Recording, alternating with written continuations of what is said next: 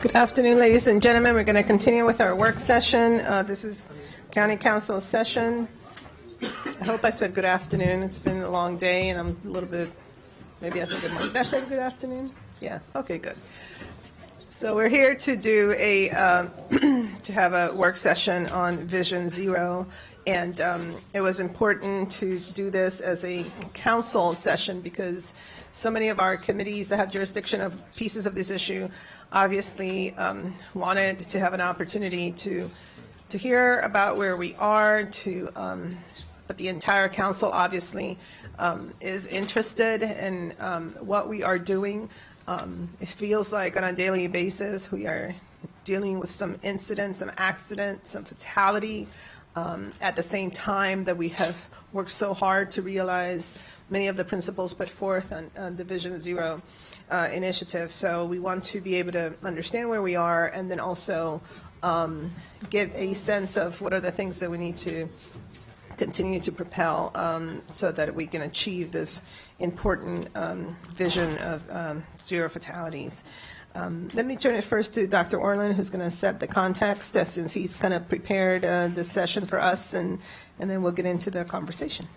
Thank you very much. The last update the Council had on Vision Zero was last March, and since then there were a lot of issues that have been raised, and we solicited specific questions from council members about concerns they have from the general to the very, very specific, and those were submitted to State Highway and to the county department, county DOT, as well as the police department, and they've provided responses which are in your packet, written responses, so you could follow up from those.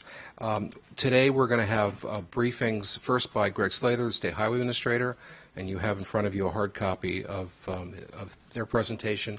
Then you'll have a combined presentation from the county folks, Chris Conklin, head of DOT, Tom Didone, who's the safety officer for the police department, and Wade Holland, who's the acting interim Vision Zero coordinator.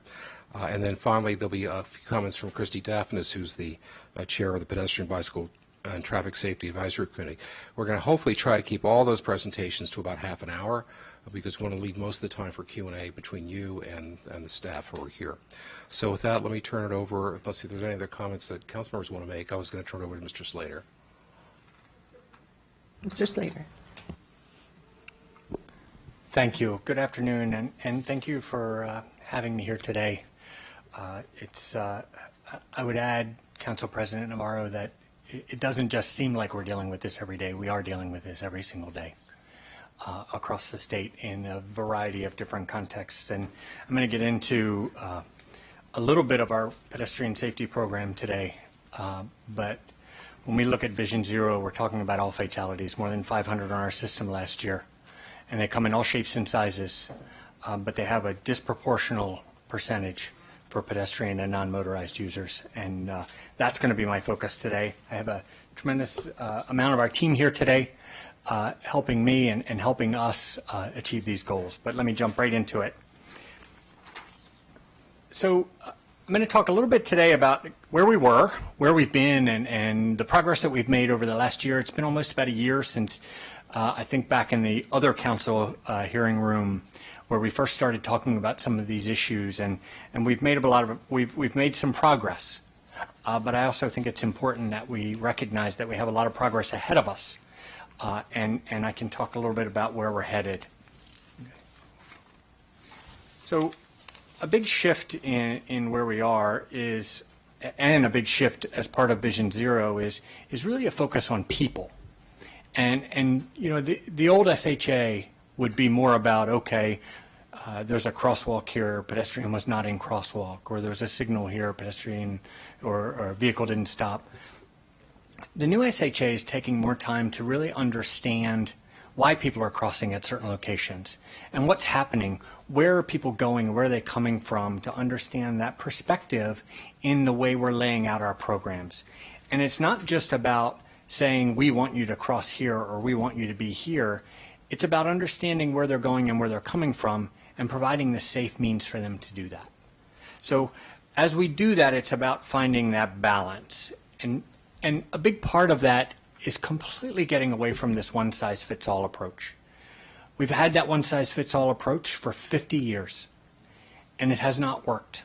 We're trying a different approach. And I'm going to get into some detail, but it's about context-driven. It's about solutions that start with the land use. It's about looking for every opportunity to make enhancements to our program and our system. And last year, when I came before the council, it was a big focus on Maryland 97. But we have other corridors in the pipeline that we've been working on over the last year, and I'm talking about 355, I'm talking about 410, I'm talking about Veers Mill. All those areas where we need to make progress, and that's just the tip of the iceberg on where we need to make that progress. And it's about working with our stakeholders. We've made some organizational shifts. Andre in District 3 is continuing to build his team there.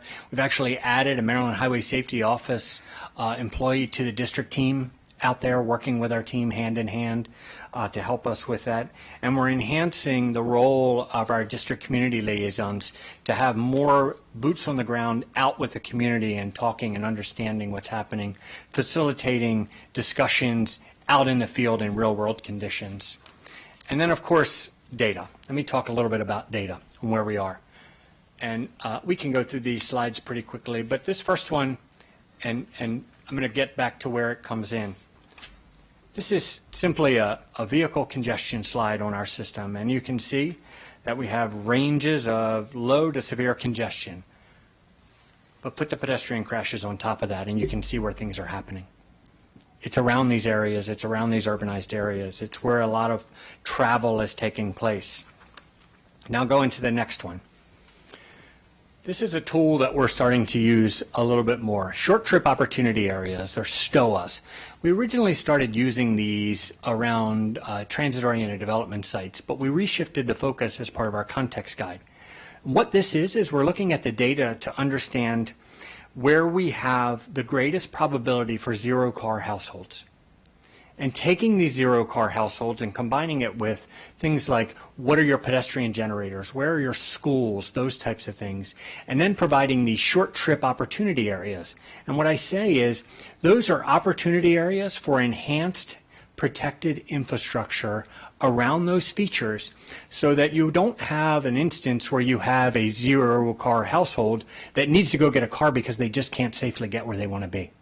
So we're trying to provide that enhanced infrastructure that we frankly can't provide everywhere, but focusing where these areas, and they could be transit-oriented development sites, they could be urbanized areas, they could be around schools so kids and of all levels can walk or bike to school, but it's about looking at those opportunities. And we're starting a lot with some of our census data, trying to understand where those zero-car households are and where that greatest probability may be. Now let's look at the infrastructure. I would encourage all of you to look at this slide and think about 2 slides before we were having those issues. The issues that we're having on our system are on roadways that have developed around very different types of land use designs and functions, but the majority of them were designed originally between 1930 and 1960. Think about all the dynamics that have changed over the last several decades around those roadways that we need to get back up to what our system that feeds in today's function. So what we did was we realized that our traditional approach, urban-rural, we had 2 areas. That doesn't work. There are more contexts than just 2 areas, so that binary approach just doesn't work. So what we did was we shifted urban-rural to 6 different zones. And you can see here, we go from rural to suburban activity, to traditional town center type development, to urban center and urban core. And how important this is regardless of what the project that you're working on, whether it's a major capital type reconstruction, whether it's a design project, or whether it's just a small system preservation resurfacing type project, our planners and engineers now look at these contexts and will say, okay, these are the tools that I'm going to use in this area. So you're not getting an instance where you're trying to push a suburban solution into an urban core. And when we have our team that has the right set of tools in front of them, they can put the right solutions out there. So we find that balance, and you can see there's a huge range between urban and rural. and you break those apart. I just met with the Maryland Municipal League last week, and we had a long discussion about this. Every one of those communities is just a little bit different, and you need to find the right solution for the right community. But it's about accessibility and mobility. I would argue that on the right side of that graph it has a lot to do with mobility, but on the left side of that graph is about accessibility and how people can get there safely. They can get to the resources that they want to get to safely. So when you look at these challenges, we need new techniques and new solutions, and we believe that this guide is going to help us provide that for safety, accessibility, and mobility goals that start and are framed with the land use that they fall into. That context, that's where our context guide falls in. So it's an evolving resource. I believe that each one of you may have gotten a copy today. I would encourage you, one of the things that we really worked hard on is to make sure that it was in depth, but also make sure that we don't make anything a final resource until our stakeholders, our community, our advocates, the people that we serve have an opportunity to really look at it and comment on it. One of the things that we've been discussing is a bit of a task force to come together, a smaller group to really give us feedback and comment, get into the weeds on this thing a little bit, and also talk about how we're going to apply it, which is where the meat of this conversation is. But the guide is context profiles, it's toolboxes, and it's also a library of case studies. If you look at urban core, so the next few slides, what you'll see is an area that's kind of grayed out, but we're focused on highlighting certain things. This urban core is a great example. You look at the different tools. Right turn on reds in urbanized areas is a great example. You eliminate right turns on red, 38% reduction in pedestrian injury. You lower the speed limit from 40 to 30, 25% reduction in severe injury. You install continental crosswalks as opposed to just your traditional crosswalks, higher visibility crosswalks, 40% reduction in conflict points between pedestrians. It's about taking these best practices and putting them into practice, whether it's a large capital project or a small resurfacing project. You look at the rest of these guides, and I know my eyes are not as good as they used to be, but you can start to see the examples where we're not only providing the technical tools, but actually pictures of these are the kind of treatments that we want to see in these areas. If you get down to, I think we missed one. There we go.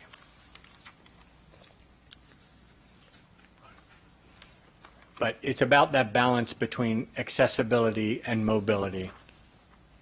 I lost where I was. There you go. And then really those goals that we're trying to meet down at the bottom. And it's looking at mobility, it's looking at safety, it's looking at accessibility, it's looking at land use, everything around it. Right tools for the right community, but it's about flexibility, encouraging innovation, trying new things, and continuously update it. We need this document to be a very living document that can evolve with the evolving characteristics around our system. But we also need flexibility for our professionals to be able to make decisions, but also making decisions with the right set of tools. And that's the real important component of this. If you explore the context, you look at urban core, that's really above and beyond everything. In an urban core, our goals are safety, accessibility, connectivity, and quality of service. You notice what's not there. It's not about moving traffic in an urban core. It's about safe movement and accessibility. If you look at the potential treatments in an area like this, it's 25-mile-an-hour speed limits, getting away from that 85th percentile, and I'm going to talk a little bit about where we put some of those in practice already. Protected intersections, we're going to have, I believe, I'm not sure if I'm putting a scoop out there, but we're going to have a protected intersection for the first time on the state system. It's about leading pedestrian intervals, not in one location or another, but in all of these areas, and looking at floating bus stops and right on red restrictions and that high visibility, protected bike lanes. It's about the right tools in these urbanized areas so people can get out there. Getting back to that zero car household where those folks can get out there and really get where they need to be safely. It's about looking at land use diversity and development density and trying to understand the balance between the two. You get into the suburban activity center It's about safety and connectivity and quality of service. Okay. These potential treatments, again, you're getting just out of that urbanized area, but we're still talking about buffered bike lanes and narrow lanes and mid-block crossings. We're talking about high visibility crosswalks, right turn restrictions, hawk signals at mid-blocks for some of those crossings, but also 35-mile-an-hour speed limits in those suburban areas. One of the things that we started looking at when we started looking at the data is where we were seeing a real instance of pedestrian injuries and fatalities is where we had high, I'll call it high density, but it's more like apartment complex type developments, but no other services. These citizens were having to walk across the street where there was no crosswalk, or frankly walk down a shoulder to try and get to a service or a bus stop. And we were having issues in those areas. So we want to have the right context. You get into the rural parts of our focus, and that's really when you start to shift back into some of the traffic operations. You don't have a lot of pedestrian movements. That's different when you're talking about some pedestrian generators in some of these urbanized areas. You have parks and things like that where you need to really focus on some of these things. But it's about state of good repair, safety, and operation. Potential treatments in here are about T intersections, but also channelizing things. Our focus today is more about trying to get more out of the system that we have versus driving more system. Talk a little bit about some of the recently implemented improvements. We have already implemented speed limit reductions on 190, 187, 97, 188, 586, 198, 191, and 594. We are continuing to apply more and more. When we go out there to resurface, we're not only reducing the speed limits, but we're also looking at ways that we can calm traffic, narrowing lane widths. We're looking at rumble strips, more signage for school zones, more attention-getting type improvements. Recently implemented, so we've done the lane width reductions on 97. That's kind of that Wheaton area.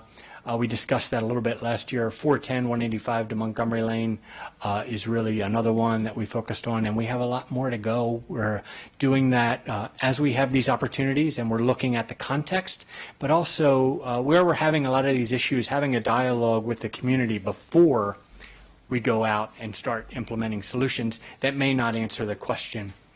355 corridor is a great example here where we had an issue and we had a solution, and it kind of got an answer that was a little bit kind of where we were. So what we did was we took this guide and we said, okay, let's apply this back and see if our decision making has changed and see if our direction have changed. And this is what we came up with. We're continuing to work with the community on this one. We don't want to make that final decision, but it's about looking at a corridor instead of focusing on one intersection or another. It's about combining where we have mid-block crossings and pedestrian signals and crosswalks and how that corridor is functioned, but looking at it with the community and looking at it comprehensively. So our next steps, and I will not be shy about telling you that we have a tremendous amount of work to do.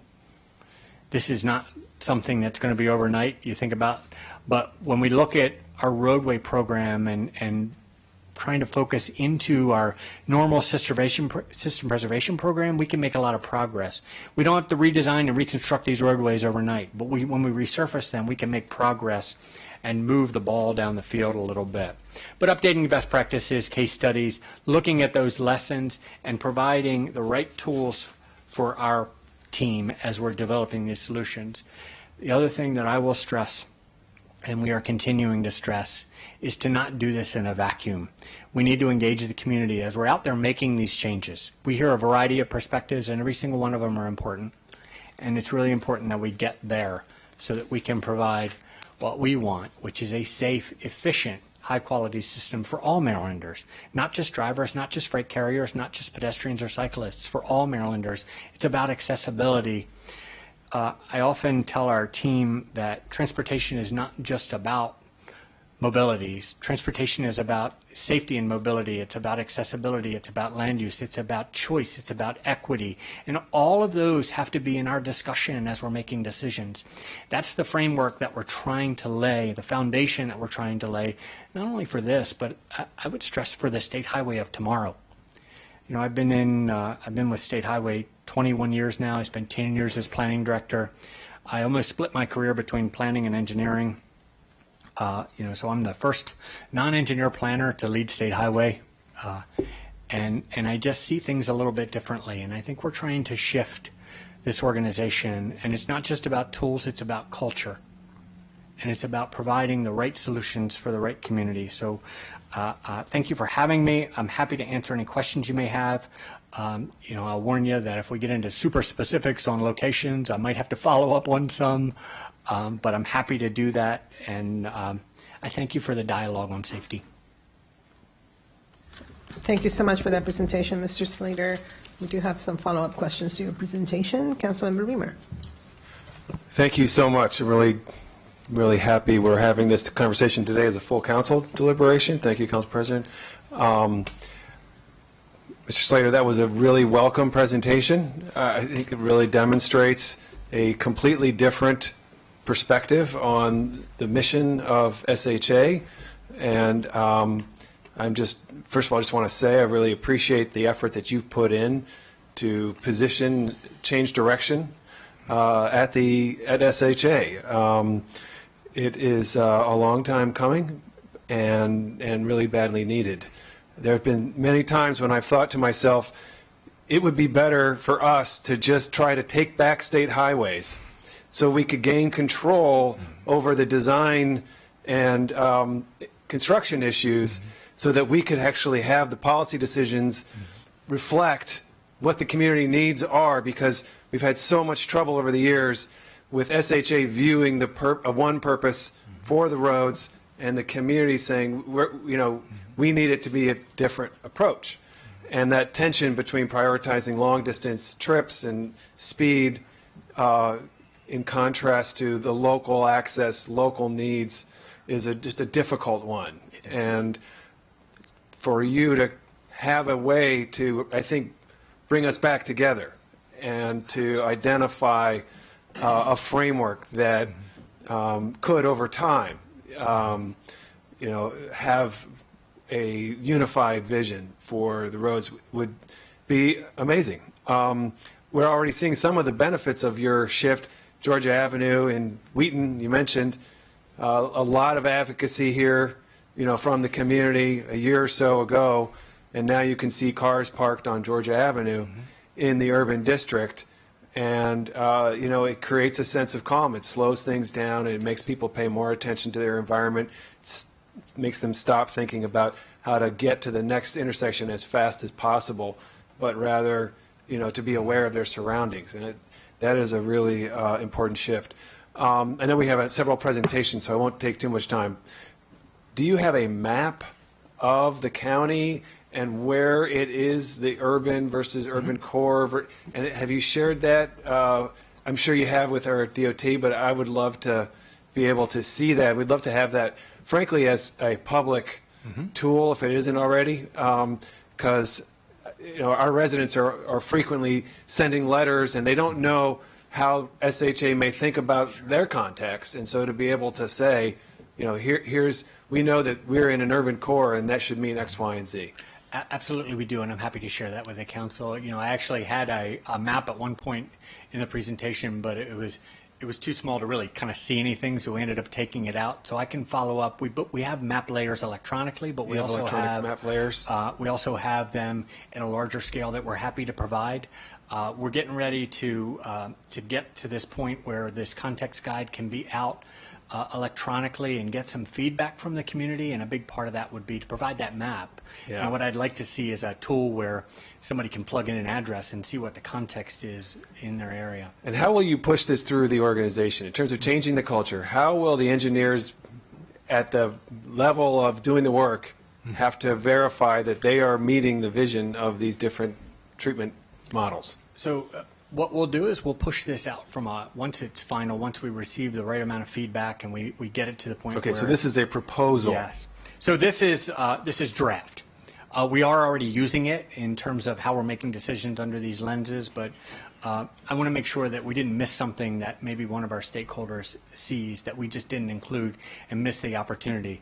But what we'll do is we'll push this down from a project development standpoint as a policy of the organization that, when you start a project, when you start projects, it's about purpose and need, understanding what's happening. A big part of that purpose and need will now be looking at the context that that project is in. And then once you see the project zone, it's not going to be a debate kind of a thing. This is the project, this is the context zone that it's in, and these are the tools that I'll use for that. Now, the trickier part is going to be where you have kind of zones within zones, where you might need to go in. So for instance, the middle of that chart may have a small pocket where there's a small couple of blocks in a community that maybe has more of an urban core kind of function to it, that we need to bring those toolbox out. And that's where that flexibility is going to come in.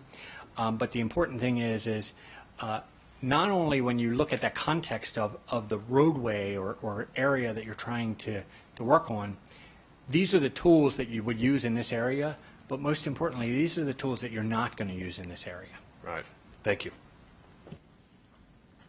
Vice President Katz. Thank you very much. And Mr. Slater, thank you very, very much for being here. I think you're probably spending as much time in Montgomery County as you are at your own home, candidly. We see you quite often, and we're most appreciative. Just this last Saturday, and there's people in the audience that were there with me, but just this past Saturday, we were at a vigil for a person that lost their life in Twin Brook in Rockville. And the city of Rockville was present, and of course I was there, and we had state officials there as well.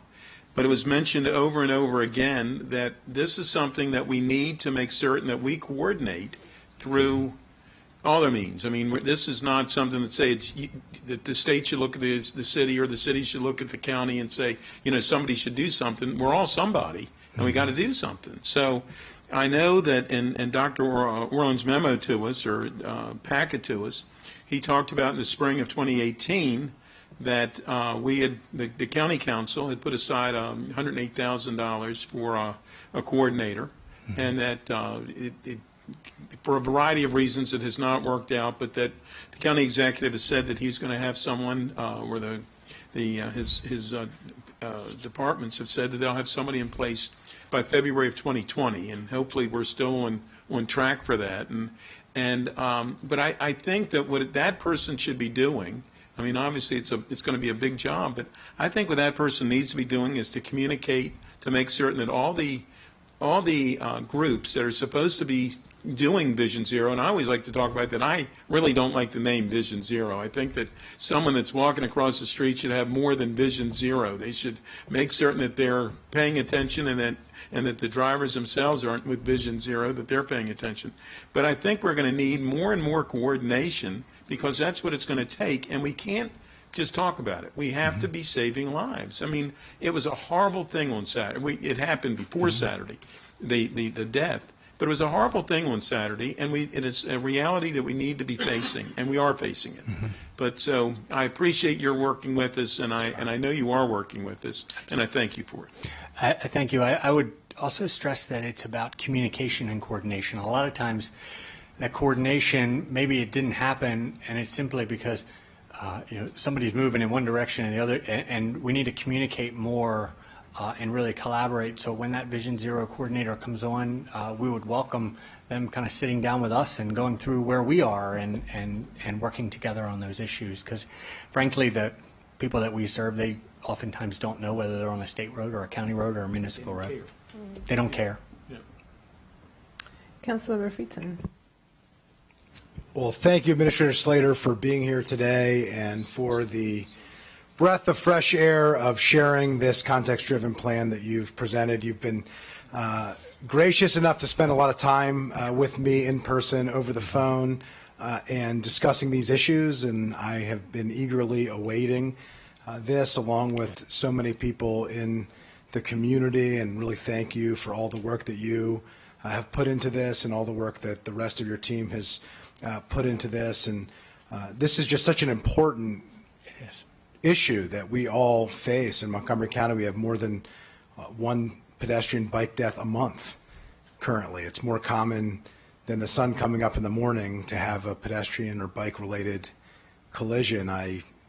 My stomach drops every time I get a text message or a phone call from our district commander, knowing that the likely reason why he's reaching out is that there's been a major collision and could lead to a death. In fact, that's happened multiple times. A 13-year-old on Old Georgetown Road riding her bike. We had 2 deaths 11 days apart in my district within basically a mile, within a mile of each other. And so I just appreciate the seriousness and attention that you've brought to this, your willingness to listen.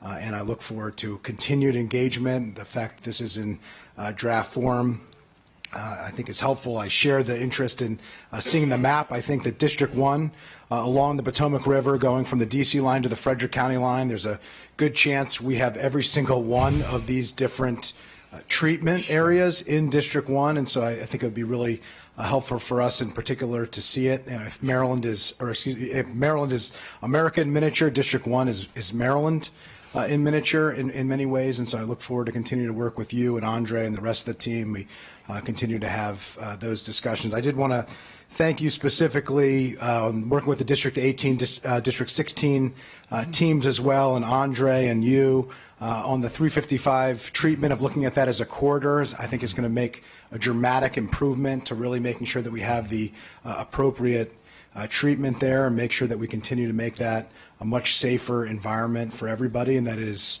appropriate to the type of land use and urban environments that we are trying to create, the livable, walkable, accessible communities that have to be safely livable, walkable, and accessible for everybody. The signalized battery lane, Wisconsin crosswalk, it seems minor, but my second day in office, we did a downtown Bethesda walk and identified the Old Georgetown Road and Woodmont Avenue curb cut that was 2-tiered and was not particularly accessible for those with accessibility challenges, also people pushing strollers, parents, lots of whom live in that area, work in that area, and you quickly moved to fix that, which I really appreciate. And the continued work on River Road at Brayburn, right across from Whitman High School, where there was a death, and that continues to be a challenge, the significant changes you've made there. I look forward to similar improvements on places like Old Georgetown Road, where I referenced Jay Castle, Jennifer DeMauro, and the young woman who, is still, very recent, unfortunately, in our minds, to make sure that we make the appropriate changes there, and really hope that this context-driven change, which I think is dramatic, could really make the type of improvements that we desperately need, particularly in District 1, but countywide. I did have a particular question on hawk signals and comparing hawk signals to RRFBs, usually called flashing beacons, but the rectangular rapid flashing beacons. Just wanted to get a sense from SHA's perspective. I mean, obviously, besides a full signal, the hawk signals tend to be the ones that we advocate for the most and hear from the community advocating the most. I know that there's oftentimes pushback from State Highway Administration, from the engineers, about the appropriateness of that in a certain setting. Could you just explain to us, when it's appropriate to have a hawk signal, when it is not appropriate to have a hawk signal, and when you think flashing beacons provide an appropriate level of pedestrian safety and crosswalk treatment? Absolutely, and so let me touch on one component beforehand, just before I lose it, is you had referenced 355 and the work that we had done there, really centered around that 355 and Middleton intersection, and I think that's an important part of this context guide that I don't want to lose sight of, is it's not just about our project work. It's when people are coming into us for permits or maintenance of traffic during construction. It's a lot of those components that are going to have different tools. So once we get this out there, we're going to start talking about what are the right accommodations to provide when a roadway is under construction, like 355 was at that time. But when I look at the treatments, they range from these RRFB, which are the rectangular rapid flashing beacons. That's simply a sign with a flashing light, pedestrian activated. Then you get into we have one right outside this building, actually. Then you get into the Hawk Beacon, and we find that the greatest benefit that we see for those Hawk Beacons is at mid-block crossings. We have challenges with them at intersections, not necessarily on the corridor themselves, but the vehicles that are turning from the side streets that are coming in oftentimes get challenged there. So we actually prefer to put a full pedestrian signal in at that type of a location versus a Hawk. There's a lot of excitement about this conversation. Yes, but yeah, so it's a matter of kind of location. I think, if it was kind of a rule of thumb, at intersections, we would prefer to have a full pedestrian signal where we're stopping traffic at all legs for the pedestrians to cross, and that could be an all red phase. That could be a variety of functions there. But when you get into those mid-block crossings or even just off that intersection, the Hawks work really well for us. And then you get into that rectangular rapid flashing beacon. But one of the things I was trying to convey is when we look at these locations, we try and look at the whole corridor and find that combination of solutions up and down there where, and that 355 location is a great example where we're staging kind of every other, so it's a flashing beacon, but also a full pedestrian signal, those types of combinations where we're not asking people to walk a tremendously long time to get some protection, but also kind of providing that protection for the folks that do choose to cross at those locations. I appreciate that, and I think the 355 area is a good area to show that if you bring the speed down in general, it could change the context, which I think speaks to what you're talking about here. But I'd love to speak with you and your team more about this, because I'm still trying to understand specifically the opportunities where a Hawk signal is appropriate and isn't appropriate, and why only a mid-block would be appropriate. It seems to me that getting a red signal is the best way to stop a car for a pedestrian that cars are not used to slowing down I'll for give you my yellows. cheat sheet. Sounds good. Well, I look forward to continuing the conversation. I just want to thank you again for your continued work on this, and for our continued partnership to try to make our roads safer for people and try to make sure that we have engineering that reflects the realities of the way that we're living today, not the way that we were living 70, 80, 90 years ago. Thank you.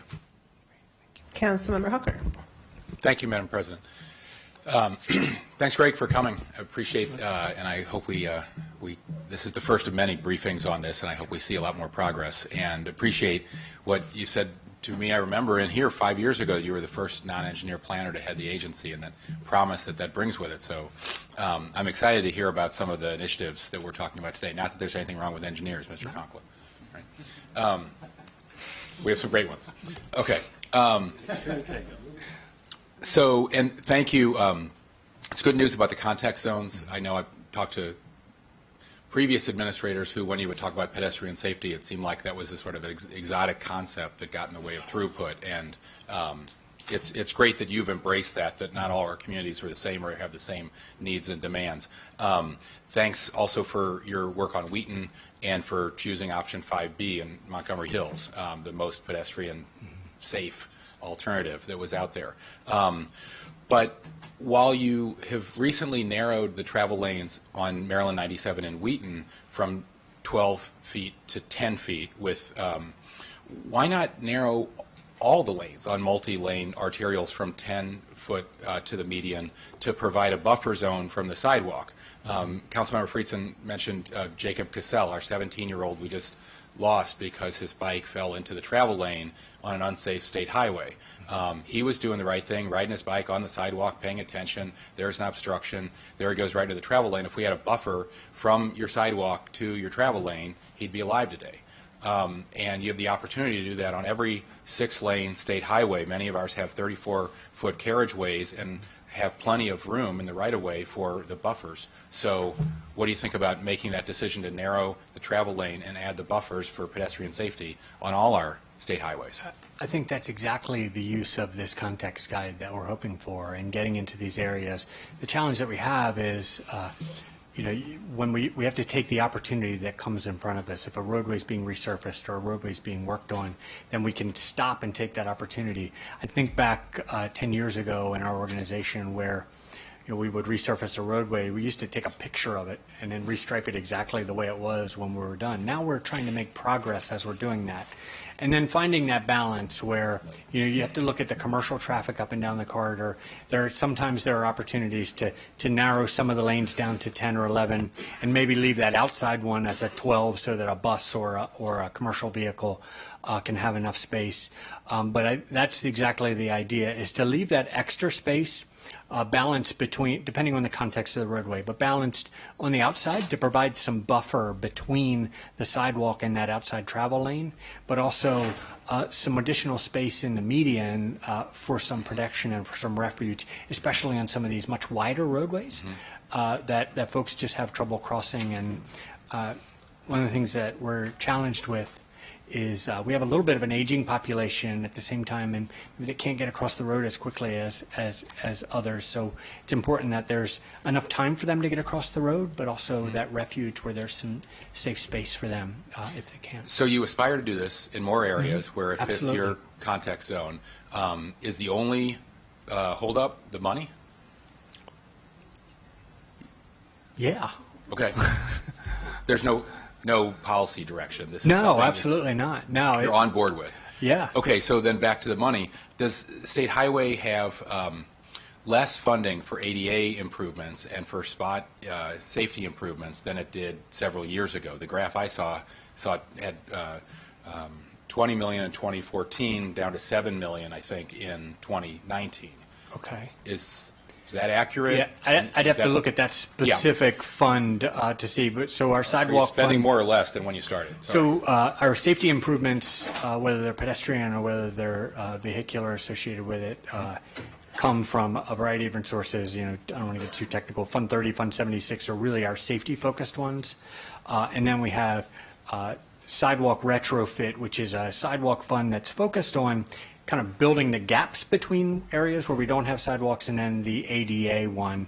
One of the things that we've been doing over the last couple of years is trying to narrow the amount of funds that we have. So for instance, if we have a fund that has a really, really specific purpose, and then you don't have enough flexibility to provide a greater treatment. So we've been combining some of those, but I have to look back at the actual kind of numbers on the ADA itself. But we have made some progress. The other important piece is when we're talking about from a policy side, you're going to make progress for safety improvements through our system preservation program that aren't necessarily coming out of pots of money that are specifically earmarked for safety improvements. So we, for instance, maybe will spend $275 to $300 million a year simply resurfacing our roadways. Just by practice, normally we'll kind of grind them down a 2-inch mill and overlay. We usually touch every roadway every 8, 9 years, maybe 10 years, depending on the amount of traffic. And that's the opportunity to be able to kind of make those progress points at the same time. So, but I can certainly follow up with the ADA number specific question. I don't have that program. Do you remember asking the secretary and the governor for more funds in this area, and that's been cut, or? No. Okay. Anything we could do to support you in your budget requests to get more in this area? I think it's more about making sure that our focus is about safety. Stays where it is. Okay. Why does we've put it, our MCPD have put in several requests for red light cameras on state highways that have been denied. Can you comment on why that happens and what we could do to avoid that? So we're looking at, and I know Montgomery County has a different kind of subset in the law where ours is more about kind of work zones and school zones, but I don't know whether they were associated with a work zone or a school zone or just simply a red light. But certainly, if there are particular locations, we can certainly follow up with that. The denials that I've seen over the years, and I don't want to speak to any in Montgomery County because I can't really speak to the specifics of one or the other, but it's been more about adequate sight distance, those types of things, and locations and finding that balance. But we don't implement work zone, or we implement work zone cameras only. We just have to find kind of that safe location for them. One of the things that we are working on with the Maryland Municipal League is looking at how those school zones are defined to look at opportunities for that as well. But if there's a particular location, I can certainly If you, follow yeah, up. could help us clarify that, because our staff seem to perceive that it's arbitrary, and Sure. it tends to produce a lot of frustration. The county police, I'm sorry, we asked about hawk signals, and I feel like I'm missing. Bear with me for a second. All right, I think I'm done. I've marked up all my notes beyond recognition. Thank you. Councilmember Albornoz. Thank you, Administrator Slater. I'll be brief because I know we have another presentation to get to, another session later this afternoon. But so I'm one of the 4 at-large members of the council, and I don't think there's a district that I haven't been in yet where there hasn't been a vigil, regarding a death just this year alone. And so, obviously, as you stated, and I do so appreciate the manner in which you presented a refreshing approach to addressing this issue, because it is not one size fits all. And I also appreciate you acknowledging, in comments you made earlier, our changing demographics, our aging population, the fact that 42% of our population is foreign born. There are a number of unique factors within Montgomery County that put our residents even more at risk. But because of where we are close to the Beltway, through various technologies such as Waze and Google Maps, people are zigzagging in and out of communities in ways that they never have before. And when you couple that with distracted driving, it's a recipe for disaster. And I will state, generally speaking, that I've seen a shift just in my own community since I've lived there over the last 8 years, where people want speed bumps, people want more red light cameras, people want to lower the speed limits, because there isn't a person in my community that at this point doesn't know somebody that's had either a near miss or worse, a neighbor that has gone through some terrible situation.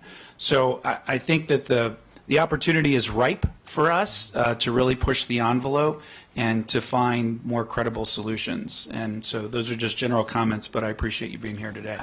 I couldn't agree more, Councilman. The other issue we have with some of the navigation apps is, as they're routing folks through these areas and these residential streets, these streets are not only not designed for that, you're inherently putting people in an area that they're just not familiar with. Right. And so they don't know the dynamics around them. So we're continuing to work on that. I believe I'm going to get too much into the planner speak, but I believe our functional class system right now is a little bit upside down, and we need to really rethink, where these roadways are and how they've really evolved. The other thing that we're doing is we're experimenting with a few different components of technology to maybe help with some of that. We've just started a pilot with Federal Highway where we're looking at kind of push notifications. So picture somebody using Waze or Google Traffic, and you have a sensor in the crosswalk. A pedestrian is present in the crosswalk, it could push a notification to them, just like they're getting one on a speed camera, or just like they're getting one on a signal ahead, a notification that pops onto their navigation app that says, you're coming up on a crosswalk where a pedestrian is present.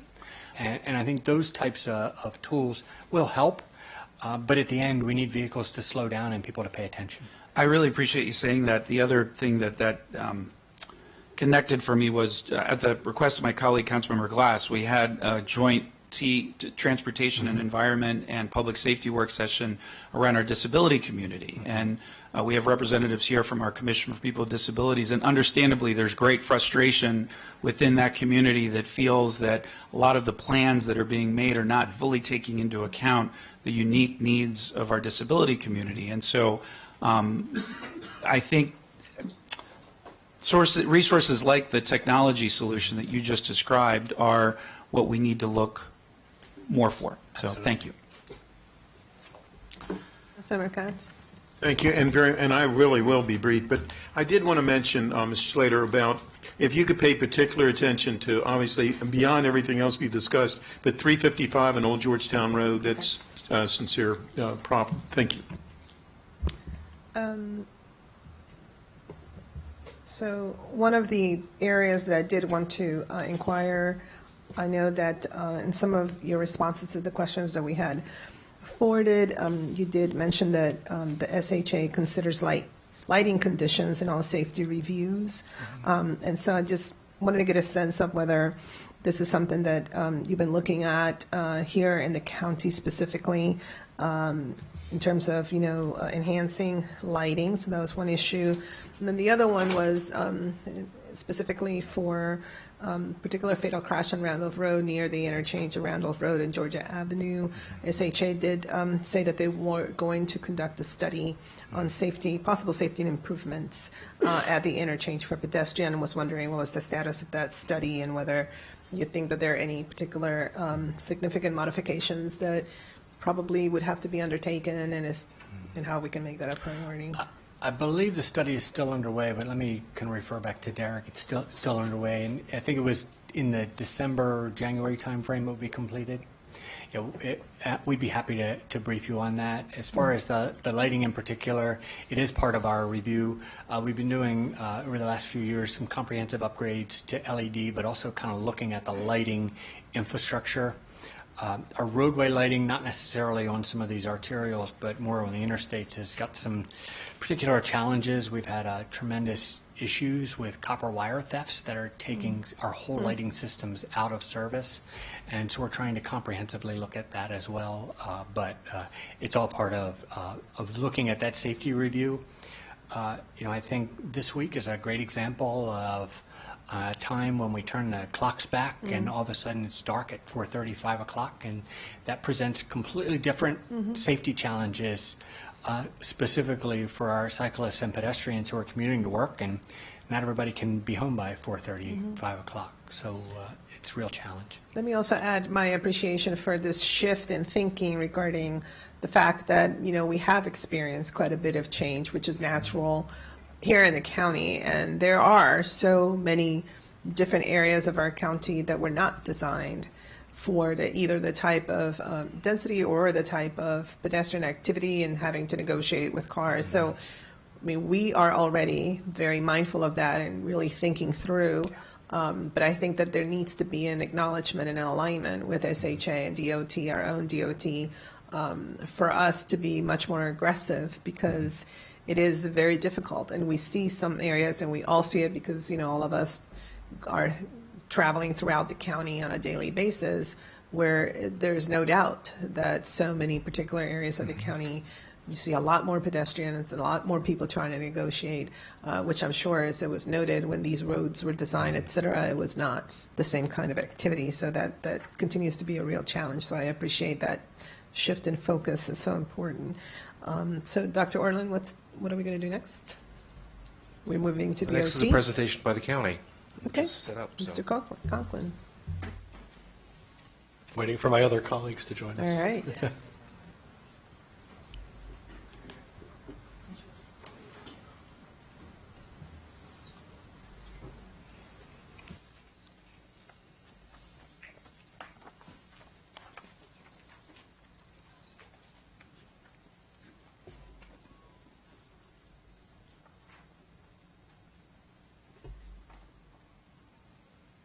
Good afternoon, council members. My name is Wade Holland. I'm with the Office of Performance and Innovation, formerly Known as County Stat. As mentioned earlier, I'm currently working as the interim Vision Zero coordinator. The good news, to jump into the headlines, is that we are actually finally hiring a Vision Zero coordinator, full-time within the Office of the County Executive, reporting directly to an ACAO to oversee this initiative full-time.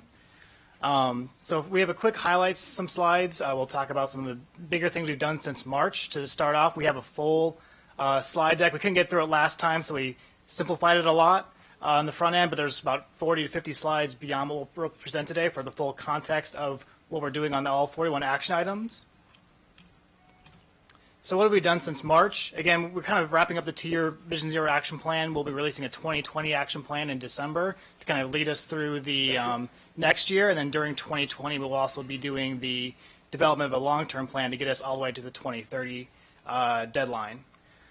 So when we built the 2-year action plan, there's kind of 4 overarching goals that led to the 41 action items, and I want to highlight some of those goals and what we've done around that recently. So the first goal was really to move us all towards a Vision Zero complete streets mindset, not only for our engineers, but also for our enforcement and police, and for our outreach and education. So very similar to what SHA is undergoing, MCDOT, along with our partners in planning, they are updating all of our roadway design standards for the complete streets design guidelines. At the same time, MCDOT is upgrading all of the existing lighting, signing, marking, and signal standards, and Chris will have a little bit more details coming up on that. A second goal of the 2-year action plan was increased collaboration between departments, agencies, state, and municipal. There's always a lot of collaboration that happened before, but now that we actually have adopted Vision Zero, the state's moved from a Towards Zero Death plan to a Vision Zero plan.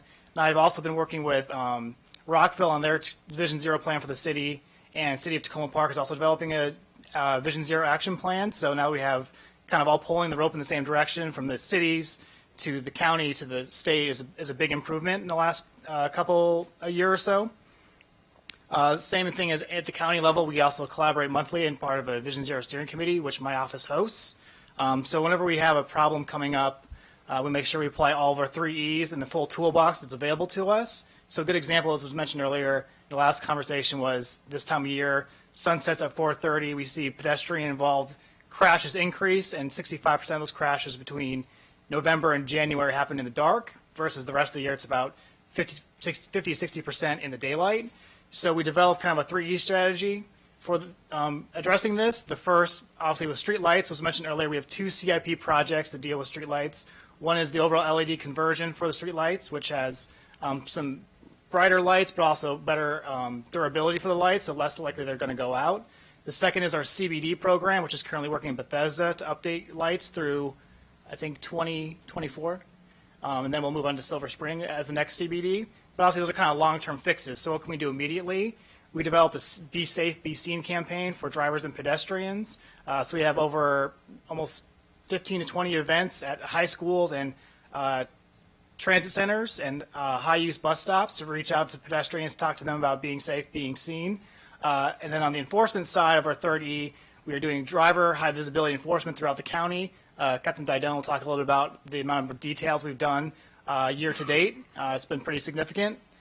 And so our 3rd goal was kind of filling our known unknowns. There were certain things we know going into Vision Zero related back to the first goal, that to move to Vision Zero, we need to understand our context better. So one thing MCDOT has done recently is completed a complete countywide sidewalk inventory. Not only where is the sidewalk at, but also width of the sidewalk and the condition, as well as ADA, potential ADA issues. And that'll help us better understand systematically where our significant gaps are, how does that relate to our crash environment, and where can we better utilize our limited dollars to those problems. And then the 4th goal is actually within the 2-year action plan. There's a lot of studying going on, but there's also how much can we do in 2 years to meet an aggressive 35% reduction goal. Some of the projects we've implemented in the last couple of years we'll talk about in a couple of slides, but MCDOT has got a great team of planners and engineers, and they built some of the most innovative stuff in the county, or actually in the country, including the first protected bike intersection in the Mid-Atlantic, the first bicycle signal on a state road in the entire state of Maryland, and there's some other projects underway. So with that, I'll turn it over to Chris to talk about the engineering improvements and policy improvements. Right, and what I'm going to talk about first actually marries very well with what Greg just described.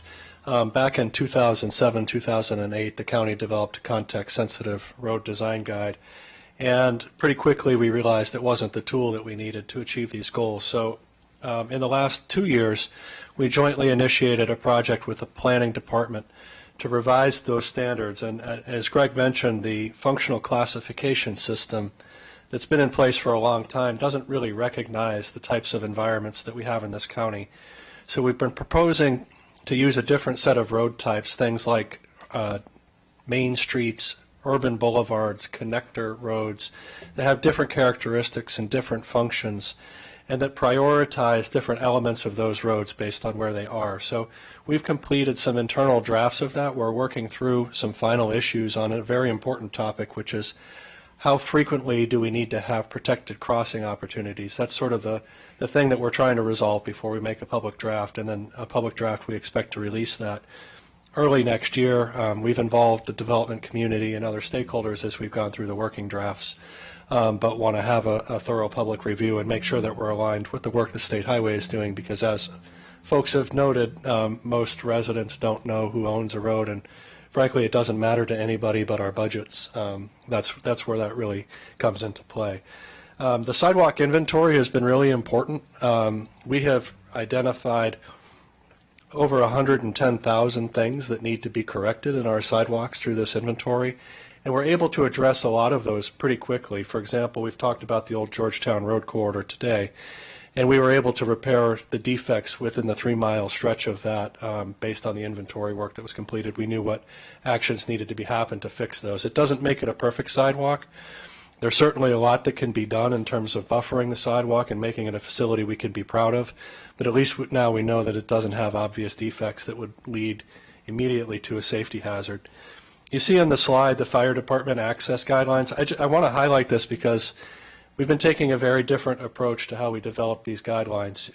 Many years ago, we might have had long arguments about what was appropriate. We got the agencies together, we worked together to figure out what works for fire and rescue in terms of emergency response, what works for the planning department in terms of their goals for the urban environment that results, what works for us in terms of speed control, safety, and capacity on these roads, and come together in a unified set of recommendations without a lot of squabbling in public or behind the scenes about how to put it together. And that's really emblematic of how this Vision Zero program will work overall. We have to be on the same page and be working to achieve the same goals and figure out how all of these different elements get solved together. So the guidelines and inventory are a big component of that. The one other thing I'll touch on here, which we also talked a little bit with Administrator Slater, was we had a program and an approach before Michael Paler took over the traffic division of saying any device at a crosswalk is a good device. And we've realized that's not the case. We were in a period where the RRFBs weren't allowed, so we tried other things to fill that gap. We used RRFBs on multi-lane higher speed corridors where we have a multi-threat scenario where one car may stop for you but the others don't see you and don't know why that guy stopped. So we're developing more comprehensive standards on which devices get used where, and some of the corridors that we've deployed certain things on, we're going back and changing those to a more appropriate way to control those sidewalks. So that's the standards. In terms of building complete streets, Wade touched on the 2nd and Wayne Avenue bikeways. We have a bike signal, we have a bike counter, we have protected intersection, we have floating bus stops. We know there are some issues with these. We are not interested in making the roads more difficult to navigate for people that have mobility challenges. But we know there are concerns about this. We know that there are things we need to do to address that. There are issues with lighting that we still need to install so that people have better visibility. We need to protect the backs of the bus stops, and we need to make these work for our entire community. And we continue to work to improve those designs, but there are challenges with them. On balance, we think these make the roads much safer and much more usable for all of the users of the road. But again, we're not interested in making things harder for anybody with these devices. We have also done other implementations in White Flint very recently. As again, Greg talked about using maintenance activities to rethink the roads on Executive Boulevard. We implemented a road diet with a recent resurfacing there and implemented bike lanes and changed the on-street parking. This is the way that we're making progress systematically on those areas. And then in other areas where we have the high incidence locations and we know we have specific locations that need more control, we do spot interventions in those locations. Middlebrook Road corridor is the best example of this, where we've trimmed foliage, we've reduced speed limits, we've moved bus stops, we've changed traffic signal timing, all in areas around high schools and places where we know we've had pedestrian safety problems. So we have both a systemic approach when we're doing other maintenance activities and then responding to locations where we've had high crash frequency. And that program is working for us. But again, what I'd like to emphasize is we have a lot of different capital programs, operating programs that support Vision Zero. There's some information in the packet about the total budget allocations that are available to support this. The culture change that we've been working hard to implement within the county DOT is to make sure we're using all of those resources with the Vision Zero mission in mind, so that when we are doing a bus stop improvement, we are looking at the safety issues and making the right investments using that program. We're flexing pedestrian safety program money to do lighting improvements where we know we have lighting challenges or other things. We're trying to be as flexible and as nimble with the resources we have available and bring in people who haven't traditionally thought about traffic safety as their mission into the fold, like our ride-on bus drivers. Councilmember Glass highlighted an issue with a ride-on bus driver ignoring him at a crosswalk. We're going to be having meetings with all of our drivers to make sure that they're aware of their responsibility to operate the bus safely, to encourage their passengers to travel safely after they exit the bus, and to use programs, and I won't steal all of Wade's thunder, but with the Be Safe, Be Seen program, it's an extremely cost-effective way to get the message out to a large number of people. We can do a hawk signal for $125,000 to $150,000 investment. We will continue to do those investments. Those investments take a long time. With $125,000, we can reach 100 to 200,000 people with the message to make sure they're safe, paying attention, and are visible when they're walking on the streets. We need to do all of the above. These aren't choices on a menu. They're all necessary for us to achieve these goals. Wait. For the record, Be Safe, Be Seen did not cost $100,000. No, but I was using that as an example of the size population we can reach with those dollars. If you have an extra $100,000, I will gladly take it, though. Do you want to? Go ahead. Oh, you good with this one? Yeah, I covered that. All right. All right, so education outreach, again, is largely a DOT and PIO function, but we have education that really happens throughout throughout the year. As we mentioned, the Be Safe, Be Seen campaign. It's actually a lot of volunteers from our police department, fire rescue. I've been out to some events, DOT staff have all been out there volunteering their time to engage with folks.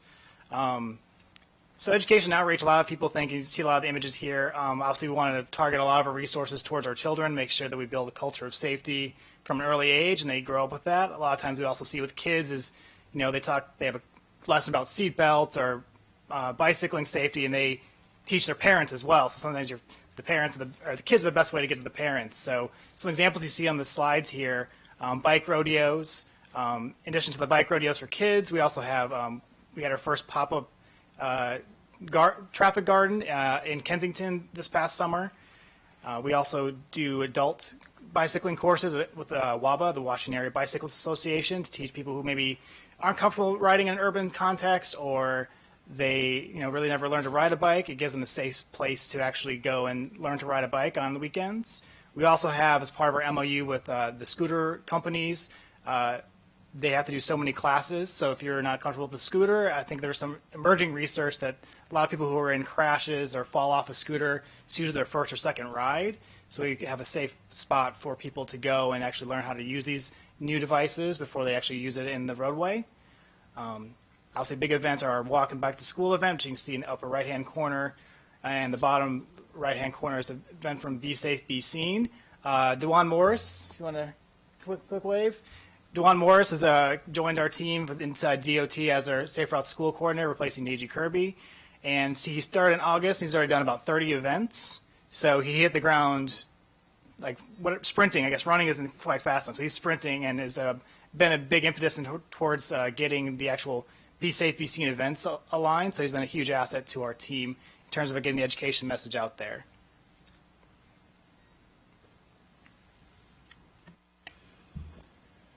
Every day, Vision Zero has been a great blessing for the police department. And normally enforcement is the last line of defense in operations like this. But with Vision Zero, there isn't a day that I'm not making a call or a contact to my friends up in DOT or over to Wade over in County Stat. The coordination under Vision Zero is amazing. And the officers are doing part of the education program as well as doing enforcement. Now, one of the good things to point out since the last time we got here was the fact that the department has seen the wisdom to actually authorize a central motor pilot program. In other words, they have given me a squad of traffic officers. As you know, in Montgomery County, each district station had a squad of traffic officers, and they all didn't work collectively. They all worked independently at the district stations. But now we're piloting a program which is probably the window step to making it a full central program where I actually have a squad. And we talked about the data-driven approach. We talked about the hotspots analysis. We talked about having unified and consistent coordination and targeting our operations. And in just one last month, we had these 12 officers conduct 478 work hours of enforcement. We focused 20 days, 2.5 hours per day with 4 officers on our morning rush hour. So wherever we're targeting our locations, we're using sustained and saturated enforcement, which has proven to be the most successful type of enforcement in conducting our operations. More importantly, what happens is when you see the officers out there, you're seeing several officers out there, and the deterrent effect comes out there because you're noticing the officer. Not the single officer that pulled somebody over on the side of the road, you just get past and then you continue. You start seeing 3 and 4 cars pulling people over, and people are wondering what's going on. They start paying more attention, and what we're doing is we're preventing crashes by doing that so well. We did 21 days of 3-hour enforcement operations with 2 officers in the evening rush hour. And then we did 19 days of 2 hours of pedestrian enforcement details. So we did those during the afternoon hours. So the idea is we are now talking about the vision that we've had of coordinating effective enforcement details using what we know has been proven science. And then we're using the same team of officers to go out and then participate in identifying the locations through the data and then using the strategies that work. With these pedestrian details, we're primarily focusing on drivers right now using our compliance sting operations, where we have an officer that dresses as a civilian in bright clothing attempting to cross a crosswalk, and when drivers don't yield to them, we have a team of officers down the road that pulls them over and stops them. We also do focus on the pedestrian violations as well, but we're looking at targeting the locations where we have the problems, and we're looking at using our deployment strategies where we can change behavior, try to get some compliance, and then move to the next location. Now in criminal enforcement, it does work a little bit differently from traffic enforcement. When we see a problem in a neighborhood, someone's breaking into cars, someone's breaking into houses, we put this team of officers there, they find the person, they make the arrest, and the problem goes away. Unfortunately, when you're dealing with traffic, you're dealing with hundreds of thousands of people to drive down the roadway, so it takes many, many more work hours before you can realize that you've contacted enough people to try to change behavior. That's why we're trying to track work hours and efforts rather than just telling you how many tickets are wrote, how many warning tickets we wrote, how many traffic stops we wrote. So we're now changing our philosophy and focusing on our efforts. We can still report you the outcomes, but it's the efforts that we're making to try to change behavior and take advantage of the deterrent effect. We're also being sensitive to pay attention to where we're having lower socioeconomic issues, so that when we're in those areas and we're conducting enforcement, we try to do education before we do the enforcement so that we're not necessarily unfavorably targeting those people that can't afford the tickets to start with. The second point of the enforcement operation at this time of the year specifically is the fact that we have the holiday task force starting again. Impaired driving is a huge factor. It's at least 1/3 of our fatal crashes each year, and so many people lose their life or are involved in serious injury crashes because of impaired driving. During this time of the year, we have officers from two extra officers from each of the districts assigned to the traffic division, and we have representation from every municipal agency, law enforcement agency, working together. Last week was the first week of the task force. They'll be working through the holiday, the New Year's Day week. They stopped 32 impaired drivers in just the first week. I think last year we had close to 300. Now, it's good and bad. It's good that we're making arrests. It's bad they were able to make so many arrests so early. But the fact that we're out there, we're targeting our DUI arrest numbers for the year. We're down for the 3rd consecutive year. So at least we're then now targeting, focusing our resources effectively at the correct time of the year to try to prevent the crashes that occur the most tragic time of the year. I emailed most of you all a packet that talked about our crash victims and how many we've had. And in Vision Zero, I want to point out we've had 29 fatal crashes where 30 people died. We've had 11 people die of felonious crashes. So when you see me up here and we talk about it, traffic issues and traffic safety is a priority. It needs to be a top priority. We need to focus more, do more, and make better efforts, because although our numbers statistically may be staying the same, every time I look at the pictures of the people that I sent to you, I know we failed. We have to do better. And with your help and the cooperation from the community, which has kind of been missing, we need more help from the community. They're giving us information, but we need help in getting the message out, mostly in the education program. I'm hoping 2020 will be a better year for us. Thank you so much. I do want to allow Ms. Daphne to make some comments as well. And then we do have a 3 o'clock session, so we're kind of running up to that time. And so what I'd like to do is, obviously, there's a lot of questions for my colleagues to also consider sending those in writing as well. And it's obvious that we need to have a follow-up, and I think the full council conversation is important because we all have so many issues. So we definitely would, I guess, under the leadership of the incoming council president, need to schedule, I think, another full council session as well. So Ms. Daphnis. Thank you. First of all, thanks to Councilmember Glass for asking for this hearing, and to Council President Navarro for making this a full hearing of the council. I also want to thank each and every one of the council members. Over the past 6 months, I've seen every single one of you engaged in these issues and really engaged with the community more broadly in trying to make positive change. So I really appreciate that. And I just want to commend you because I know you all have very busy schedules and other commitments and other topics to address as well.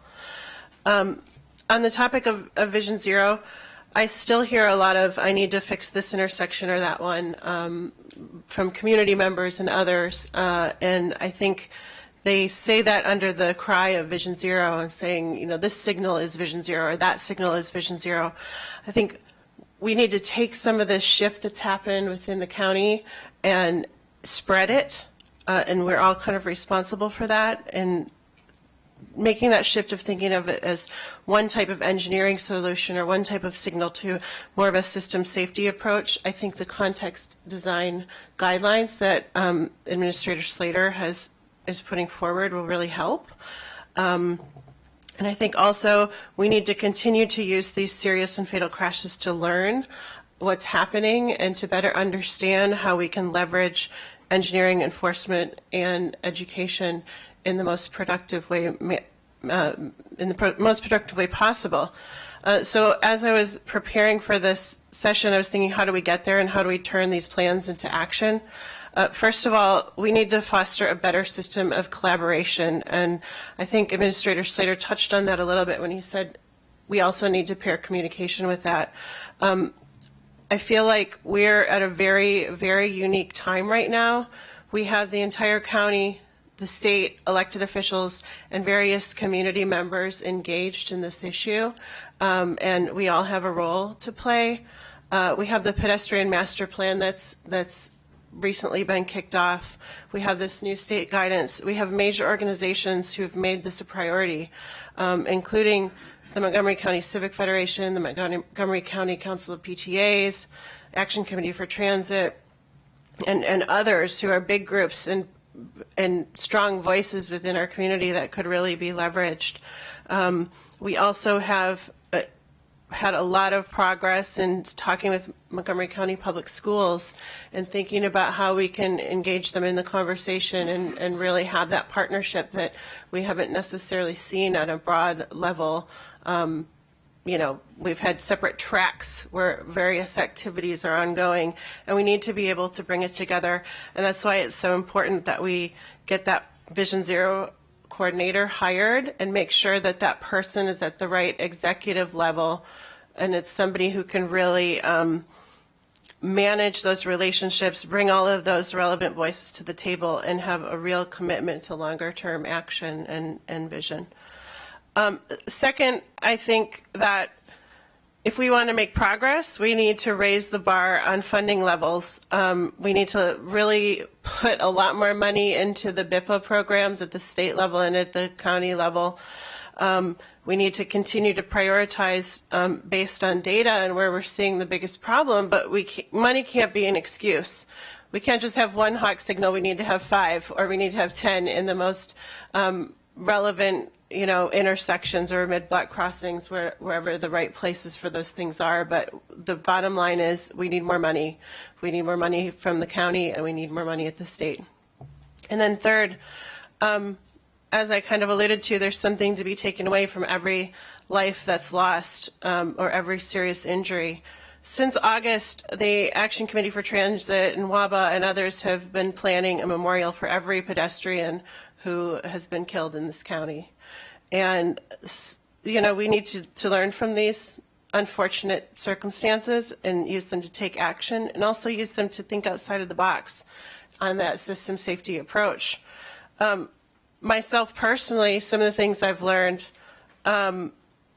thanks to Chandra Pereira and Eleanor Cohen, that we need to really look at parking lots and sort of the areas around parking lots and people getting from one place to another. Jurisdiction doesn't matter. No one cares. As Councilmember Katz mentioned in his earlier question, if you're a citizen living in those neighborhoods, you don't care if you're on a municipality street, a local road, a state arterial, you just want to get to where you're going. And it's very frustrating. People lose an ability to advocate for these things when they have to navigate all of this complicated bureaucracy. Jake Castle and the recent 13-year-old bicyclist, our youth, they need spaces to walk, to ride their bikes, and they need infrastructure that's in good repair and clear of obstruction. We've talked a lot about lane narrowing and barriers. We need to leverage our speed program that we have to make sure people aren't going too fast on these arterials. We also need to think more about things like trash collection and snow removal. Had the county maybe thought about, have we thought about collecting trash in the middle of the night instead of in the morning so that the trash cans aren't sitting there all day? I mean, there are other ways to approach some of these problems as well. With the case of Adine Martinez, who Council President Navarro mentioned, the lighting. I know we've talked a lot about lighting, but what are we doing to get PEPCO to the table and to really accelerate some of those lighting improvements that need to happen? Is that all on the county, or is there something more that they can be doing as part of the Vision Zero program? Adine Martinez was just crossing the street after a long day of work. He was going to eat a pupusa, and he didn't make it home. And the other thing that I saw that was very disturbing at that vigil, his best friend showed me a picture of him after he was struck. And you could see the blood pooling around his head. We literally have blood on our streets, and I don't want to have any more blood on our streets. So I appreciate the opportunity that the council has given to both the state and the county to hold this briefing. And I hope that we can continue to spend more time, more resources on this important issue, because every dollar that we spend and every minute that we spend focusing on these issues, the more lives that we'll save. And that's all that I have to say. The one last thing I want to mention is that following a community meeting that the Pedestrian, Bike, and Traffic Safety Advisory Committee held in Long Branch, I've discussed with several council members the idea of having a Spanish language only, or primarily Spanish language town hall on pedestrian and bike safety issues. And so any other council members who are interested in participating in that, please let me know. I know that Councilmember Albernaz has graciously offered to some assistance, as well as a couple others of you, so please let me know. Thanks. Thank you so much, Ms. Daphnis. Really appreciate your involvement and your voice. Do want to mention that, of course, we did pass racial equity and social justice legislation earlier today.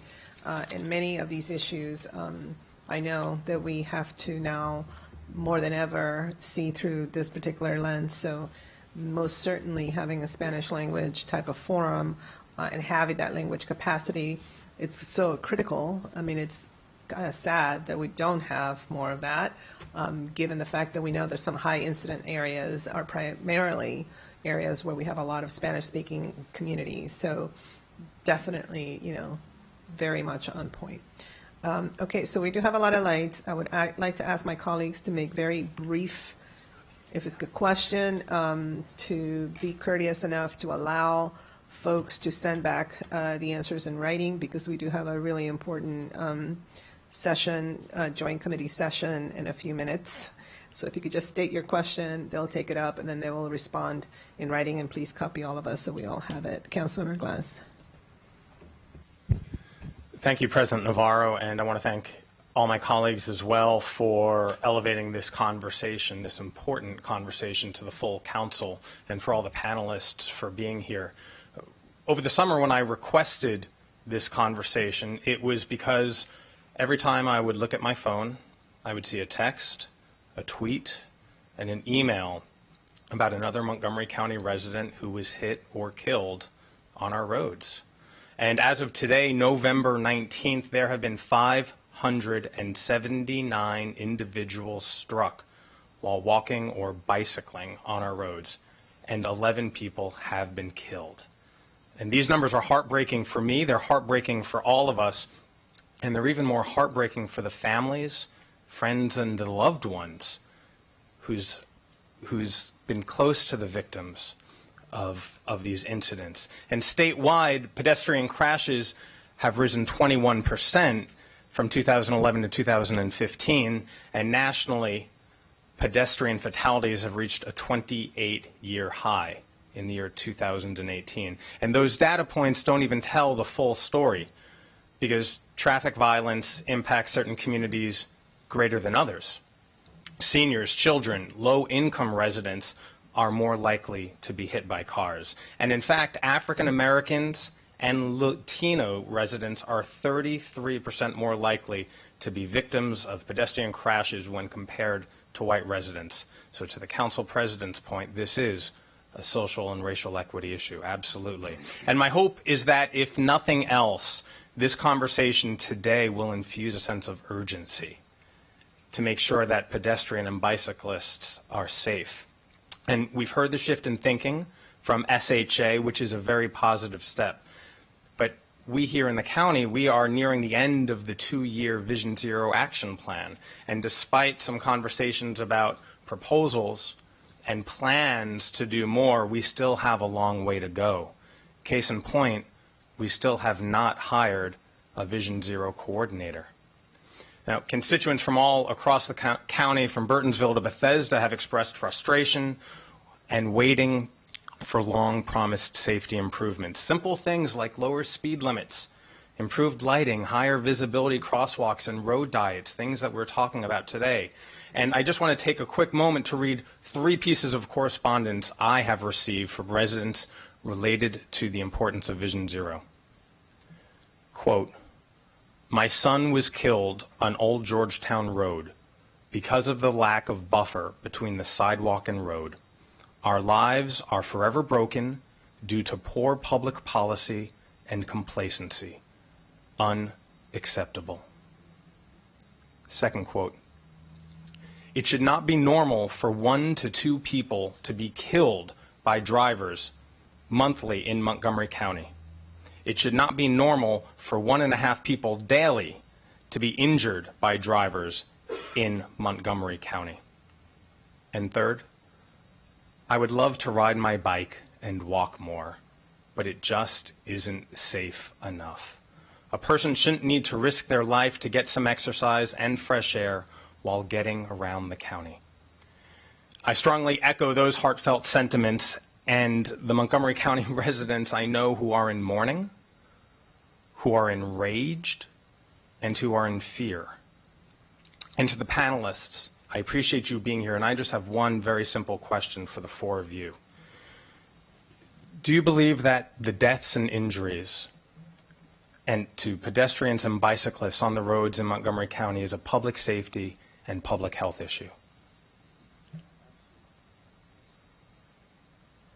And I agree that it is a public safety issue, because here in Montgomery County, more people die in collisions than by homicide. And we have students who are critically injured while walking to school. So as has been heard here today, the status quo is unacceptable.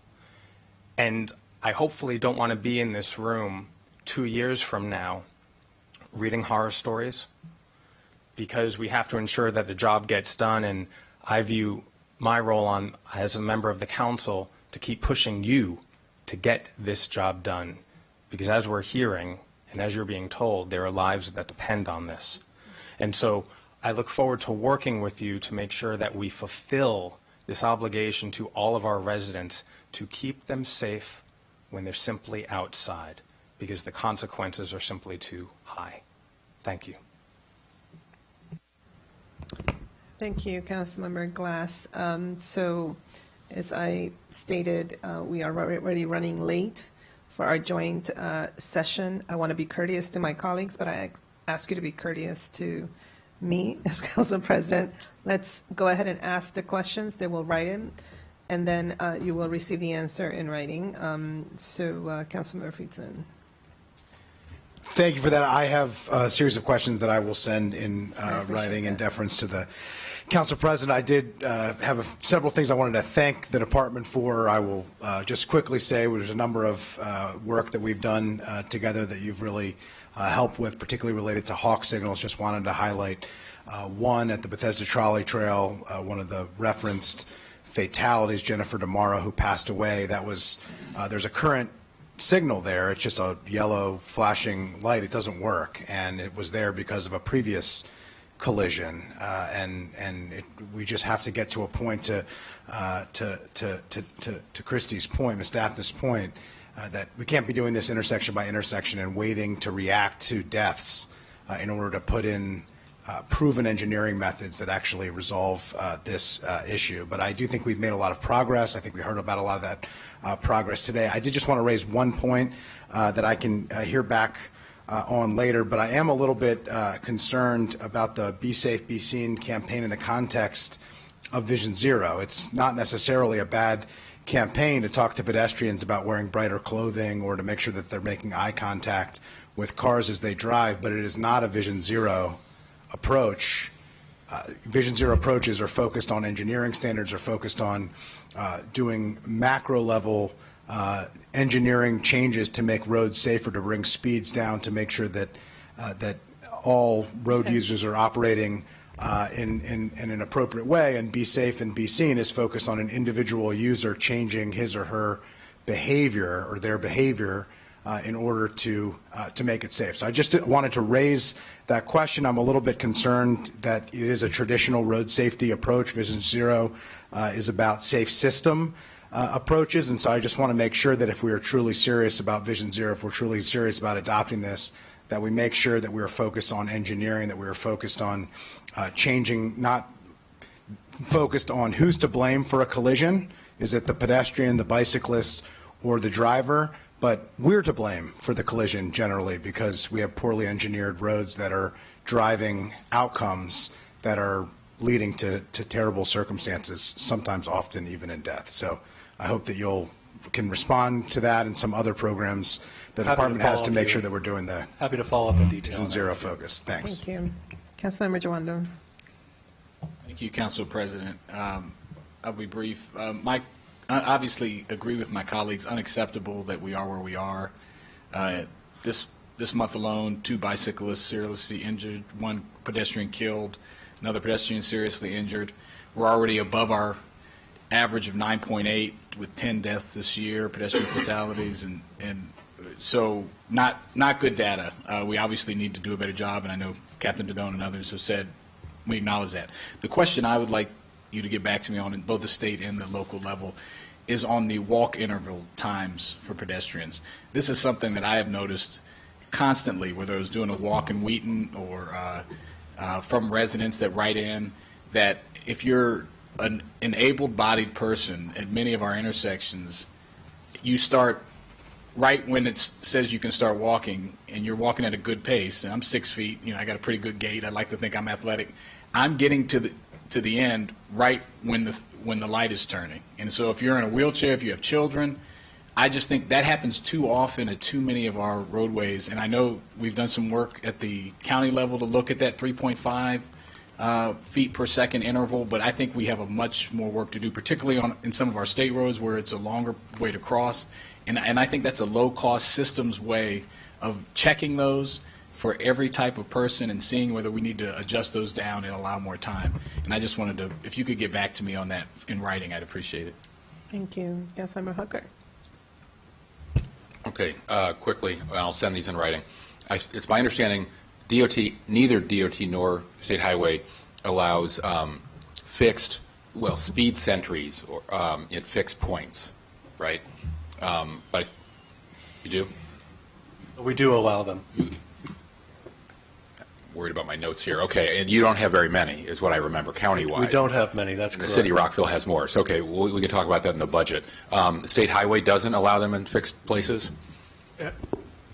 We have found that their effectiveness after the first couple of weeks and months is better when we kind of move them around a little bit. So we do not have any fixed ones on our system today. Okay, I think all of us would tell you we've all slowed down on Maryland Avenue approaching this building. So we've had a different experience, but we'll continue to work with you on that. And Captain Didone, I think we want to work with you to get more speed lasers. I've heard that the Police Patrol Division's report there's only one per shift. Does that sound familiar? Yes, I was working from that for about 8 years now, Yeah. and I'll talk to you more about the new solution, which was my compromise to try to just buy more to get them more accessible. Don't they largely pay for themselves over time? Can we get that information? Yeah, fine. Can we get it in writing? Thank you.